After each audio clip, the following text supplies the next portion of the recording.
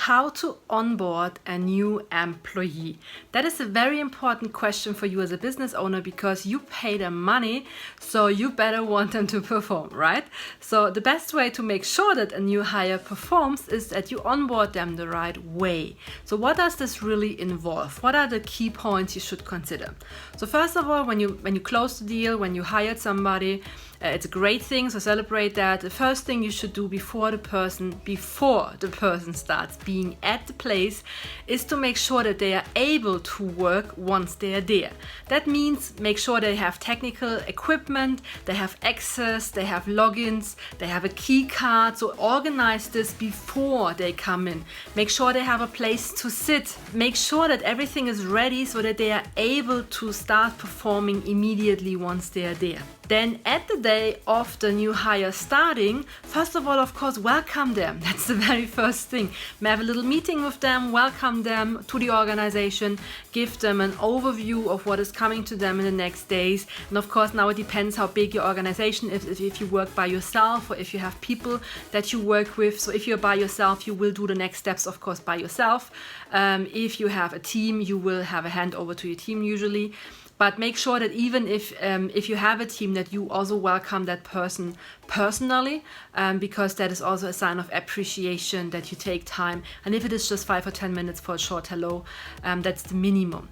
Usually you start with the organizational things. So you give them the accesses, you give them the equipment, you give them an outlook of what the day and the next weeks will look like for them, what exactly their responsibilities will be, that you just give them context. If people have context on what they do, they will perform much better because they know what's going on.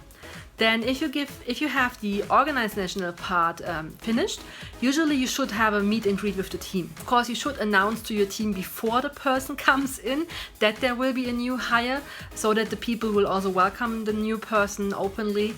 It always creates a very warm and welcoming feeling, so make sure that your team is informed, that they're not like, who are you? What do you do here? That is not the best first impression you should give. So make sure your team is informed, and then after the organizational parts, make sure that you also introduce your team. They will not remember each name if your team is bigger. That is very normal. That's not bad, but just make sure that they have a face for each person, that they know who's belonging to the company, and that they just get an overview of what the people are doing, just roughly. They will forget most of it, but don't worry. This is just a good feeling for the new person coming in, that they are welcomed from everybody. Then either you do that yourself if you're by yourself. I mean, if you're by yourself, of course, you cannot introduce a team clearly, but then you will just skip this step. But the next point will be really starting in the detailed work that the person will do. That means if you are a bigger company, the department that they work in, or the project or the team that they will work in, or if it's your personal assistant you are hiring, then of course give them an introduction on what exactly they will be working on. So now it goes into the details of, okay, what is going to be your job? What are we working on currently? Which projects do we have? What is the typical job you do? Where do you find information? Who can you ask for information? Now, in best case, you have process documentations that you can just give to the person and say, everything's in here. All the context, all the details, all the processes, the descriptions, everything is here. And I just guide you one time through it, and that's it. That would be perfect. If you haven't documented everything, then let them at least document it so that next time you have it. So make sure that the person, if they don't have a documentation up front, that they make one. That could be their first job. So make sure that they really understand what they have to do, that they get an overview, that they can start immediately working. Ideally, you prepare some tasks already before they come in, that they can start working right away on those tasks. The worst thing you can have for a new hire is the person coming in, they're motivated to work, then you don't have time, you don't have tasks for them, and they are just sitting there doing nothing, and in the worst case, don't even have a place to sit. That is the worst thing you can do for a new hire, and those are the type of people who may leave your company very fast unless you have a very good reason for them to stay. So make sure that doesn't happen. You have paid that person, the person is motivated, make sure they have something to do. And it's up to you to make sure they have something to do, okay? If you're a bigger company, of course, make sure that your team is involved and that they are going to make the tasks and give them the access. What you should definitely do, especially in the beginning of hiring somebody and when they work with you, is have regular check-in meetings. So at least once a week have a little short review meeting, 5, 10, 30 minutes, depending how long you need. How's it going? Any feedback, like what can we do to make it better?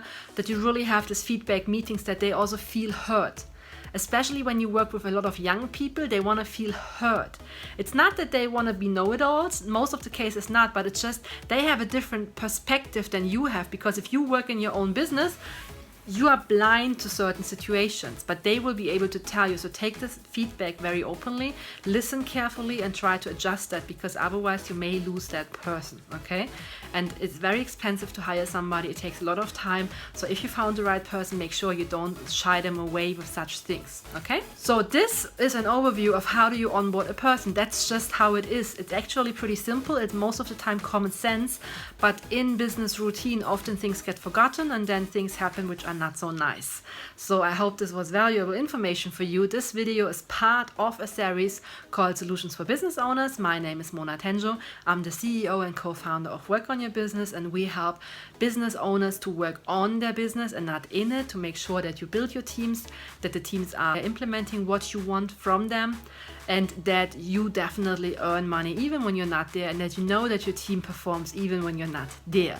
If you have any questions, if you want to discuss any specific matters, or if you just want to reach out to find out how we could support to grow your team or how to improve your organization, feel free to schedule a free strategy call with us under workonyourbusiness.com/strategy call. You see it below here and also in the comments below, and I'm looking forward to talking to you.